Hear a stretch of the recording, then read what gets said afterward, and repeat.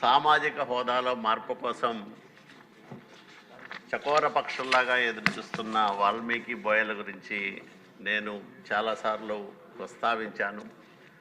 ఆంధ్రప్రదేశ్ రాష్ట్రంలో ఉండే వాల్మీకి బోయలను ఎస్టీలుగా చేర్చాలనే తొలి ఆలోచన చేసిన మహనీయులు ఎన్టీ రామారావు గారు అయితే, తర్వాత చంద్రబాబు నాయుడు గారు తన పాదయాత్రలో ఇచ్చిన హామీ మేరకు 2017 డిసెంబర్ 2వ తేదీన ఇదే శాసనసభలో ఏకగ్రీవంగా ఆంధ్రప్రదేశ్ రాష్ట్రము నలుమూలలో ఉండే అధ్యక్ష భారతదేశంలో అత్యధిక రాష్ట్రాల్లో షెడ్యూల్డ్ కులాలు షెడ్యూల్డ్ తెగలుగా ఉన్న వాల్మీకి బోయలను మన రాష్ట్రంలో కూడా ఎస్టీ జాబితాలో చేర్చాలన్న దశాబ్దాల నాటి డిమాండ్ను ఆంధ్రప్రదేశ్ శాసనసభ సంపూర్ణంగా మద్దతు ప్రకటిస్తూ తీర్మానిస్తోంది అన్న తర్వాత ఆంధ్రప్రదేశ్ ట్రైబల్ కమిటీ కూడా దీన్ని రికమెండ్ చేసింది.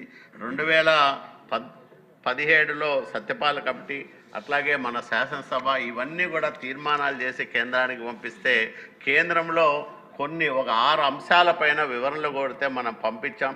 రెండోసారి మళ్ళీ వాళ్ళు కొన్ని కొర్రీలేసి పంపిస్తే జగన్మోహన్ రెడ్డి ప్రభుత్వం దానికి వివరణ ఇవ్వకోకుండా మళ్ళా ఏకపక్షంగా ఏకసభ్య కమిషన్ వేసి కేవలం రాయలసీమలో ఉండే వాల్మీకులను మాత్రమే ఎస్టీలో చేర్చాలని మరి ప్రతిపాదన పంపించింది. ఇప్పుడు మన ప్రభుత్వం వచ్చింది, రాష్ట్రంలోనూ కేంద్రంలోనూ మనమే అధికారంలో ఉన్నాం.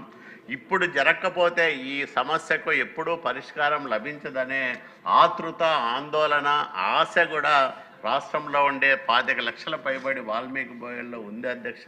వాల్మీకులకు దేవుడిగా చంద్రబాబు నాయుడు గారిని భావిస్తున్న తరుణంలో ఈ సమస్యను సాధ్యమైనంత వరకు పరిష్కారం చేయాలని మీ ద్వారా నేను ప్రభుత్వానికి విజ్ఞప్తి చేస్తా ఉన్నాను అధ్యక్ష. ఎందుకంటే అక్టోబర్ 7వ తేదీ మహర్షి ఆదికవి వాల్మీకి జయంతి ఉంది అధ్యక్ష. అందరూ ఆశగా ఎదురు చూస్తూ ఉంటారు. ఆ మహనీయుని వారసులుగా చెప్పుకునే మేమందరం కూడా ఆనందంగా జయంతిని జరుపుకోవాలో, లేకపోతే మరీ మా 60 ఏళ్ళుగా మా సమస్య పరిష్కారం కాలేదనే బాధతో మేమందరం ఆ రోజు గడపాలో అర్థం కాని పరిస్థితుల్లో ఉంది అధ్యక్ష. కాబట్టి తగిన సమయంలో స్పందించి ఈ సమస్యను పరిష్కారం చేస్తారని నమ్ముతా ఉన్నాం అధ్యక్ష.